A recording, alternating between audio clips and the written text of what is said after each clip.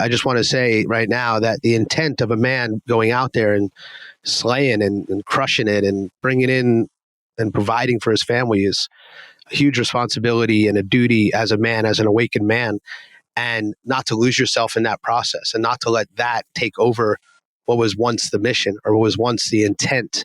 And that can happen. And money does that.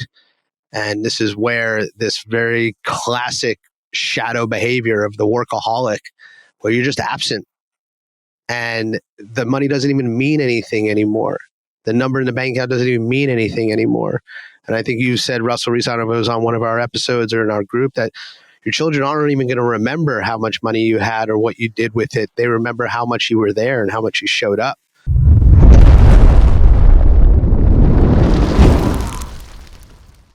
Welcome back. Another episode of Ignite the King podcast. Welcome, brother Russell Reynolds. Good to see you. Thank you, Michael Diamond. Good to see you too, bro. We're ready to dive into some warrior stuff today. It's a big hot topic, the workaholic, and what to do about it. Yeah. I think you don't know anything about that, do you? No. I think this plagues a lot of men, and I've got some thoughts on this. So I definitely want to hear yours. So let's rip it open. Yeah, we're gonna be a bit more focused on this episode because if you're a workaholic, you don't have a lot of time to listen. So we better get through to you quick. And therein lies the problem.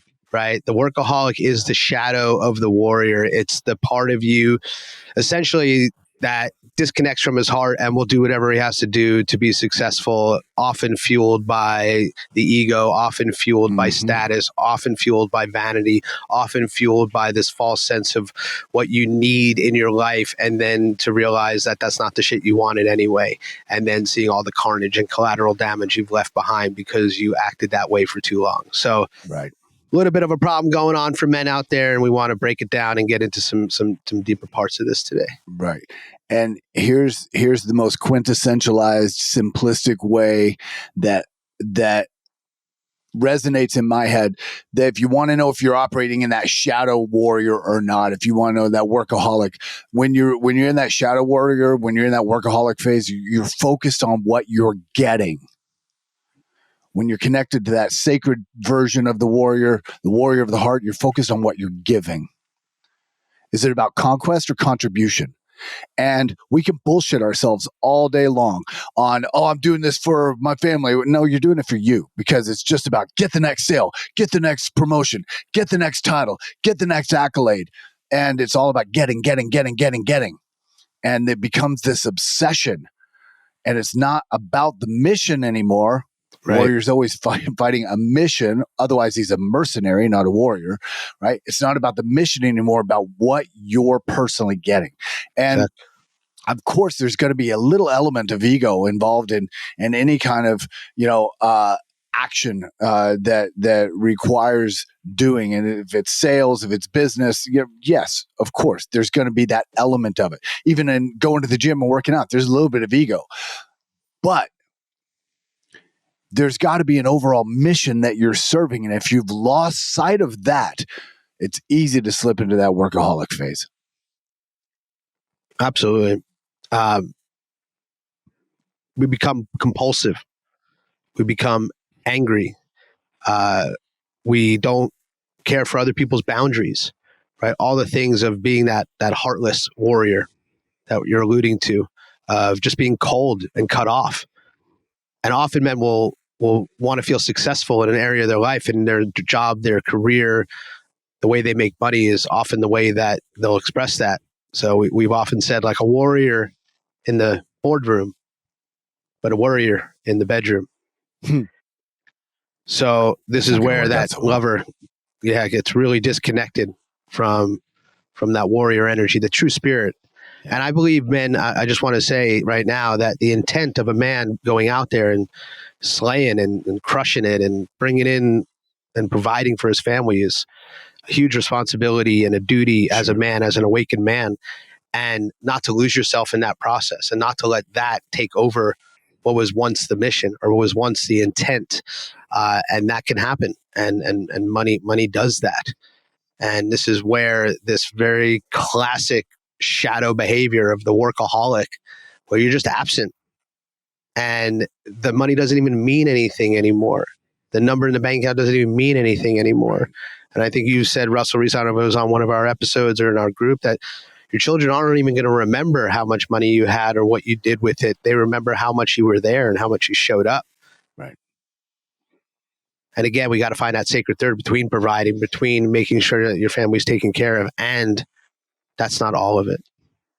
So Right. this is where we start to realize that in our today's culture, man, and maybe this way, I'd be curious your thoughts on this, just all the ways, and I know you love to dive into this, that society and our culture is basically causing this problem and causing men to get stuck in this cycle of workaholic. What are your thoughts on that? Yeah, it's one of the things that led you and I to create Ignite the King, is recognizing the pervasive programming in society where in ancient societies or tribal cultures, we had the archetypes of the warrior and the king and the shaman or the magician, the holy man, if you will. And today we've got rappers, celebrities, and sports stars as our examples of what it means to be a man. Fucking horrible examples of what it means to be a man in most cases, not all, but in most. Right. And it's all about getting, right? If you ask most men what the lover is, they're like tagging and bagging. Like, what the hell are you talking about? No, that's not what it's about. So there's this undertone in masculine psychology in this society, in this culture, that our most important, in fact, only important role is how much money we can make, how much stuff we can gather. And that is not it, man. Not even close. I'm not saying it's not important. I'm not saying be broke. That's not the point either. But there has to be that sacred balance, right? Yeah. Body, mind, and soul. It's cliche, but it's for a reason, because all of them are important. And if you've lost your soul in your conquest or pursuit of money, I don't care how much you have in the bank. I don't care how many zeros there are in the end of the account. You're fucking miserable, and you know it. And men will distract themselves with weed, whiskey, women, whatever it may be, more stuff, the new car, because when they just have to sit in silence by themselves, they don't like the company they keep. That's a bad day, man. That's a really bad day. So absolutely, there is a piece of that, and there's more than just making money. And I think part of it too, we've referenced Tony Robbins a couple of times, and I studied, his systems and his work in human needs psychology, talk about the 6 human needs, certainty, variety or uncertainty, significance, love and connection, growth and contribution, right? And one of the things that he said that caught my attention is, like, if you're getting 2 or more of your needs met at a level 5 or above through any one behavior, then you're addicted to that behavior. Interesting. So, especially, here's the pitfall, guys. If you're not getting your needs met at home, if you don't feel love and connection from your wife, if you don't feel significance from your children or in your home, then you get that at work, because, well, there's definitely the connection, because there's connection to the job, connection to your coworkers. You're the most important person in the room when you're in there crushing it. So significance is on high. You're certain that you can go in there and kill the deal.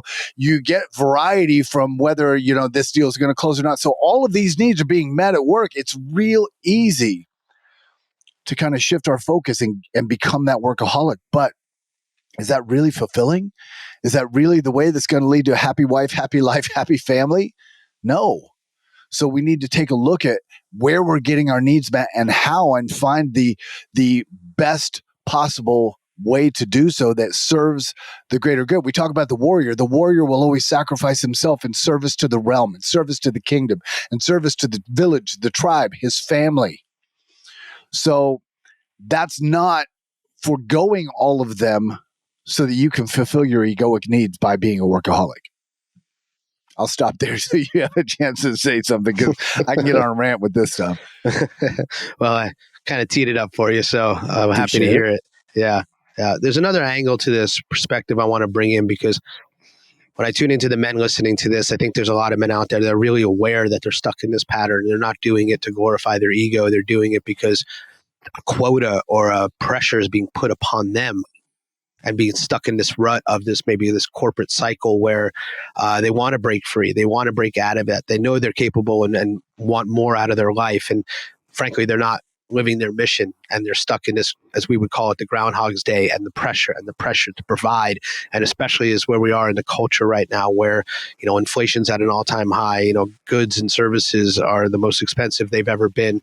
School, food, gas, travel, you name it. And it's like that pressure builds up on that man to provide, to make it all happen, right? And feeling that external pressure from a job, a quota, and how to really recognize that and then do the work to start to break free of that. Because I know we've seen in our brotherhood a number of men now break free. We were talking about one last night, of the corporate stranglehold, so to speak. And hey, nothing wrong with the W-2 if that's the way you want to go in your life. That's great. And we have found more times than not that sucks the soul out of men, and they're not living their mission really in their life. And those are the men that are the workaholics that are grinding fucking 10 years, and next thing you know, they get a bullet in the back of the head because of one wrong move, or not even, right? And metaphorically speaking. Metaphorically, right. Getting fired or let go or whatever it may be. And they've given their life to this company, and maybe they've earned a lot of money, and they don't even give a shit anymore about that. And they just kind of get kicked to the curb. And I think that's happening more and more. But then we see men rise from that and then find their true calling, find their mission, find the meaning from that trauma, if you want to call it that, or, from that big life event or circumstance or change. And wow, actually, maybe I am ready and able for more in my life, and to finally live and break free and have that freedom, have that liberty to fucking do whatever I want and not be bound by somebody else.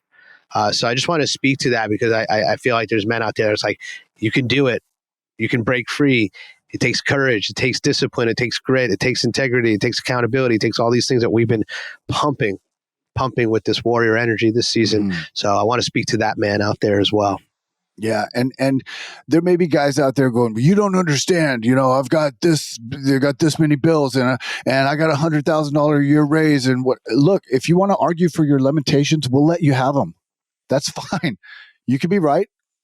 Doesn't matter. But you got $100,000 a year raise, and you missed the first 10 years of your child's life. Was it worth it? Something to think about. Definitely time you can't get back. Right. And your children will remember how much you were around. Yeah. That's for sure. If there's one common theme. Yeah, go ahead. Your comment. Yeah, if there's one common theme that we've seen with many of the men, and even on a larger scale culturally, fatherless homes and men not being around, and whether you're physically there or not, emotionally absent, drunk, abusive, just not present or not there. 80% of our prisons are filled with men that come from fatherless homes. We know the detrimental effect in our culture of the masculine energy being absent.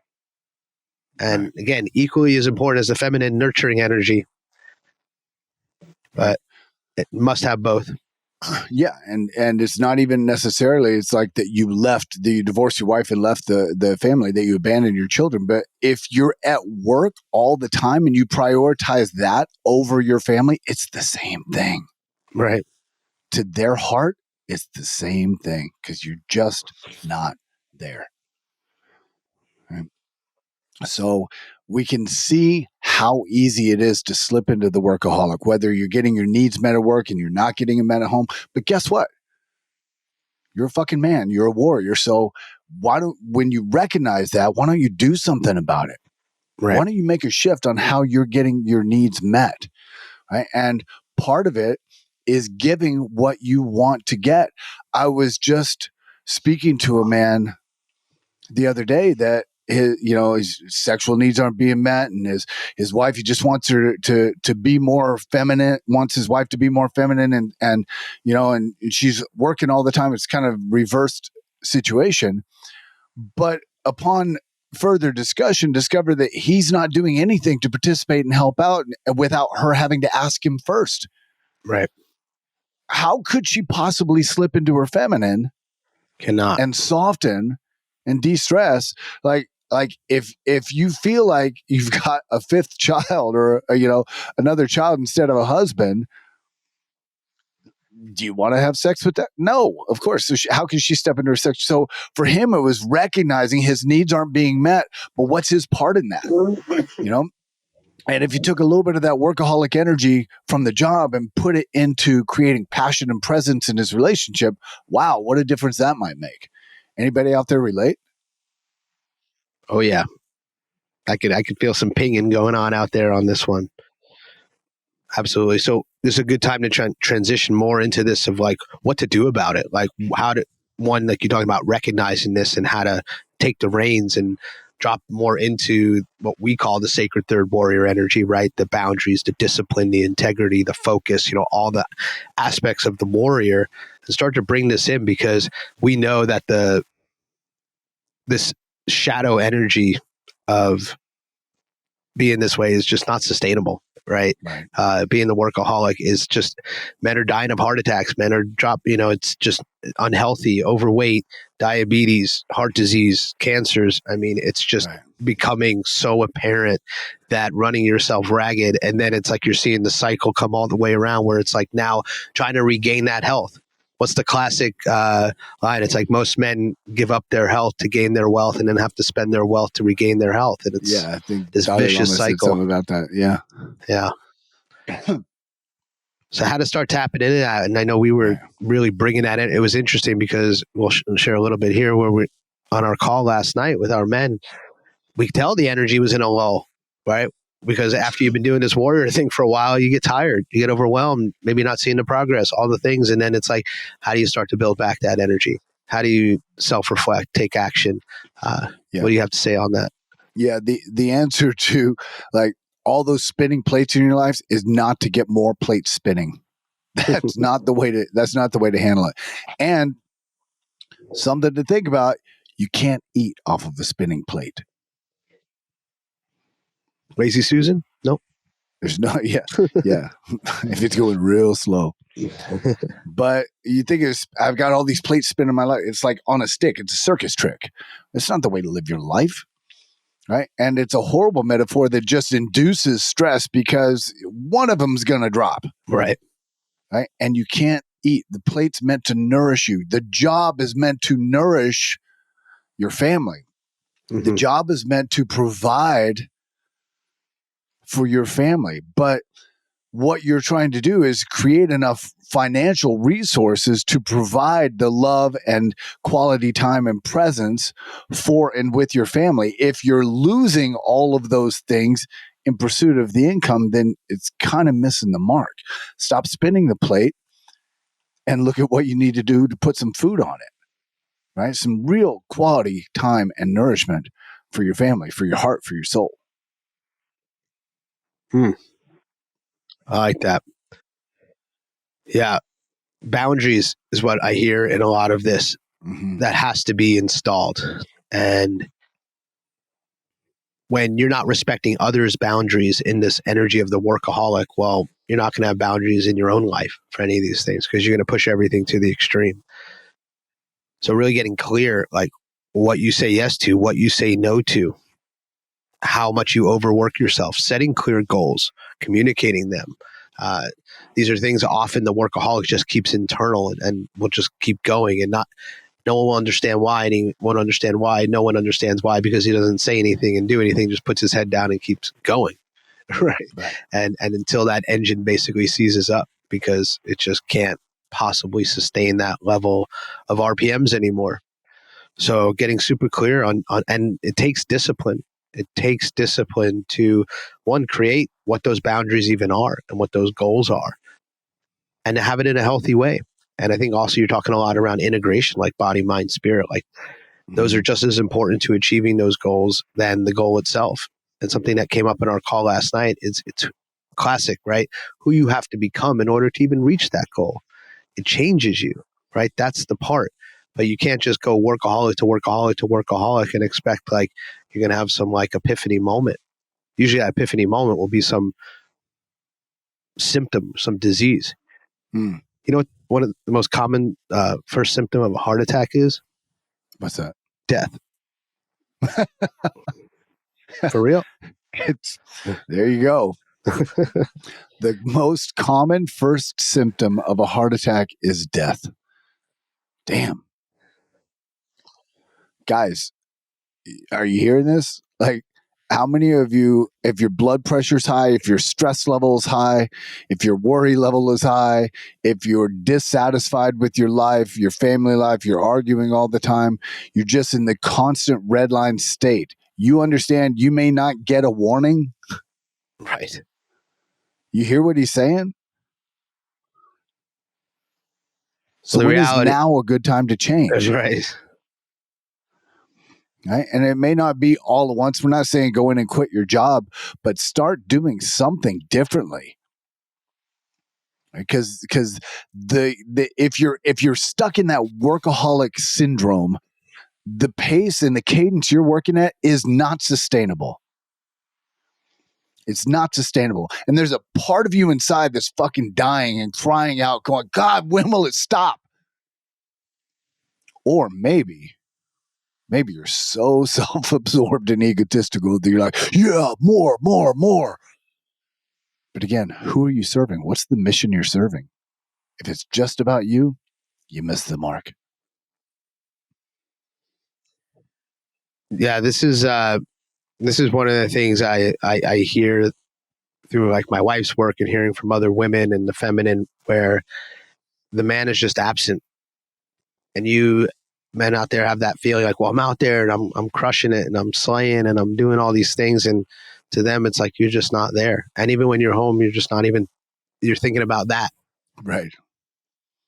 So again, emotionally not even there. And again, acknowledging the men out there that are under tremendous amounts of pressure to provide, to perform, to reach certain goals. And this is a real gut check right now to say, like, is this really what's serving me in the long term? How many more years am I going to let this go on? A year, 2, 5, 10? So hopefully this episode and what we're getting into right now is an opportunity, because there's a lot of workaholic energy out there. There's a lot of shadow warrior energy out there. There's a lot of just like, there's glory giving to grinding away and putting in 80 hours and just burning yourself out. I mean, it's somewhat of a cultural badge of honor. Like, if you're not doing that, like, what the fuck are you doing? I feel like you want to share on that. Well, yeah, I laugh when you talk about the grinding, and I don't remember who I heard say this. It's not original thought. Very little things that any of us have is original thought. But talking about, there's that culture with like Gary Vee, and again, respect, no disrespect to him at all, but like grinding and no sleep, and in nature, if things are grinding, it's bad. Right. Ask any car mechanic. If something's grinding, it's broken. We're not supposed to grind. Mm-hmm. Things should be running smoothly. If you're grinding, things are not working right. You need to get something repaired. Yeah. So this idea that we should just grind at the cost of what? Your health, your sanity, your marriage, your relationship, your what? Your children? What's the grind for? Why do we have to grind? Why can't we give our best effort, set a boundary, and let it be smoothly? Right? Why the discord? Why the suffering? Why the grind? Why does it have to be painful? What if you could be profitable with ease and joy? Just a different paradigm. Not saying don't give it 100%, but you can't sprint a marathon either. That's right. Grinding. That's bone on bone at that point. Try sprinting a marathon. Usain Bolt couldn't sprint a marathon. Right? A sprint is a short period of time, and then you bring it back down. So that workaholic energy is trying to sprint a marathon. It's just not sustainable. Yeah, I think one of the things that might be helpful for men out there too is in this self-reflection, self-awareness is, excuse me, having a pattern interrupt, right? Recognizing when we're doing it. We were affectionately telling a man on the call we just had, right? Like just in his mind when he uses a certain word to break the pattern, because so many of these things are subconscious that have been installed for a long time. especially around work and work ethic, how you learned about work specifically from your father and how you witnessed him work or not, or whatever his approach to that was, or, workaholic, and are you repeating those same patterns? It's definitely, as you start to get into the deeper work, you really start looking at where these patterns came from. And, what did you witness? Was your father around? Was he not? Was work a dominating part of his life? Did he not give a shit about it? Was he unemployed? I mean, there's so many different ways in which that will influence how you show up, either in kind or as a reaction to it, or all kinds of ways. So that's where the deeper work and the self-reflection comes in. And then, pattern interrupt. Like, how do you recognize that and interrupt that in the moment, and then have something new to install there? So that's a little bit more of a process, but at least starting with the recognition, the awareness, as we call it, when this is showing up. Yeah. And I also want to address the mindset or idea that men may have. It's like, I know this isn't sustainable long term, but I'm just going to go until I get the fill in the blank. Right. The promotion, the new car, the raise. And guess what? There's another shiny object as soon as you get that one. And then another and another and another. It never stops. It becomes an addiction. And again, we've had men in the brotherhood that have done that and got huge bonuses, some like a $50,000 bonus on one deal. And he's like, it didn't even affect me emotionally. It didn't mean anything anymore because he'd lost sight of the mission. He lost sight of why he was doing what he was doing. So I would invite you guys to catch yourself if you're doing I'll stop when, just this one more deal, this one more thing, that's going to go on forever. And again, like Michael said, the first warning sign, the first symptom of a heart attack is death. You may not get a warning. So look at what's the mission. And if it's just about you, you're not a warrior, you're a mercenary. You're just fighting for the highest bidder, which in this case is your ego. Damn.